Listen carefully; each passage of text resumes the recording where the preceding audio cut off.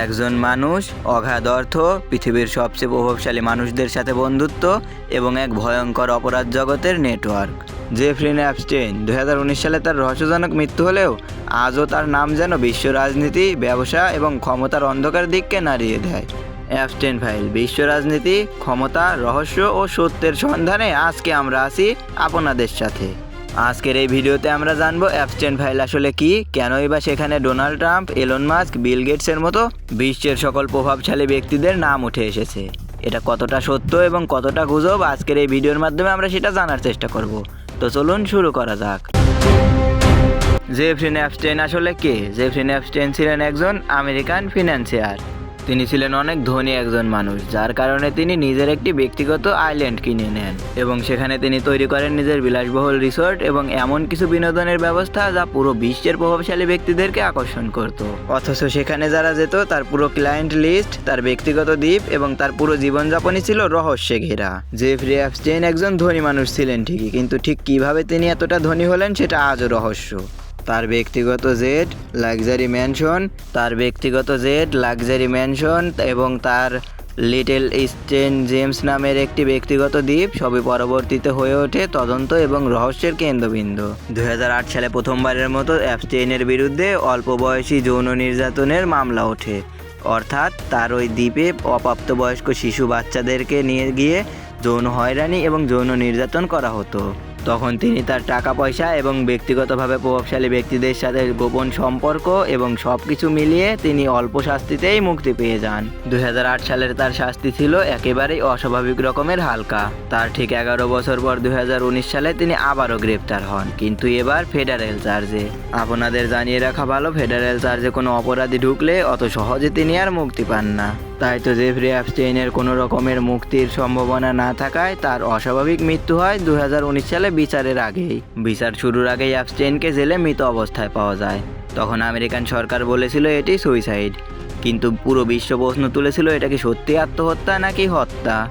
অ্যাপস্টেইনের এই অস্বাভাবিক রহস্যজনক মৃত্যুর পরে সামনে আসে বিশাল এক তথ্য ভাণ্ডার, আর এটাই অ্যাপস্টেইন ফাইল নামে পরিচিত। অ্যাপস্টেইন ফাইল কোনো সাধারণ ডকুমেন্টারি ছিল না, এতে ছিল পুরো বিশ্বের অন্ধকার বিশাল এক অপরাধ জগতের মায়াজাল।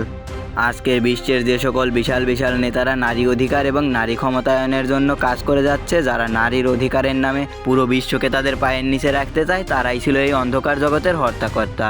বিশ্বের সর্বোচ্চ ক্ষমতাধর এবং প্রভাবশালী ব্যক্তিরা ছিল এই সকল ফাইলে। Donald Trump, Elon Musk, Bill Gates, এমনকি ব্রিটিশ রাজ পরিবারের লোক পর্যন্ত ছিল এই ফাইলে। এই অন্ধকার জগতের বিশাল এক অপরাধ জগৎ যেন তাদের শুধুমাত্র বিনোদনের জন্যই তৈরি করা হয়েছিল। অ্যাপস্টেইন ফাইলে আছে হাজার হাজার email, contact number, phone number, flight log এবং সাক্ষীদের জবানবন্দি, ভিডিও ফুটেজ, ছবি এবং এমন কিছু নথি যা পুরো বিশ্বের রাজনীতিবিদদের ভিত একদমই নড়িয়ে দিতে পারে।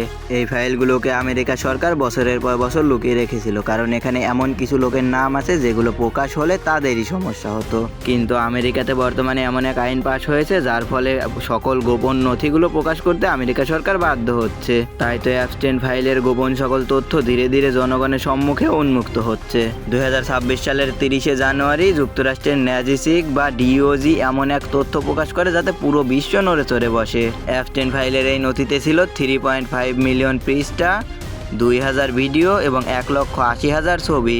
এই ছোট্ট ভিডিও ক্লিপটা আপনারা হয়তো এতদিন শুধুমাত্র মজার ছলে কোনো ভিডিও সংযুক্ত অংশ হিসেবে দেখে এসেছেন, কিন্তু পুরো ভিডিওটা দেখলে দেখা যায় প্রেসিডেন্ট ডোনাল্ড ট্রাম্পকে দেখে কিছু বাচ্চা আতঙ্কে চিৎকার করছে।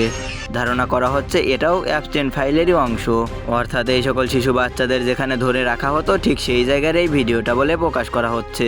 এই সকল প্রভাবশালী ব্যক্তিরা যে শুধুমাত্র এই সকল বাচ্চাদের উপরে যৌন নির্যাতন করেছে তা নয়, ধারণা করা হচ্ছে তারা তাদের মাংসও খেয়েছে। আপনি কল্পনা করলেই বুঝতে পারবেন কতটা ভয়ঙ্কর দৃশ্য। মানুষ হয়ে একজন মানুষের বাচ্চার মাংস খাওয়া কতটা একটা ভয়ঙ্কর কাজ সেটা নিশ্চয়ই আপনি বুঝতে পারেন। অ্যাপস্টেইন ফাইল শুধু একজন অপরাধীর গল্প নয়, এটা প্রশ্ন তোলে ক্ষমতাকে সত্যিই লুকাতে পারে? ধনী ও প্রভাবশালী ব্যক্তিরা কি আইনের ঊর্ধ্বে? এই বিশ্বে কত ভয়ঙ্কর অজানা তথ্য আজও অন্ধকারে চাপা পড়ে আছে।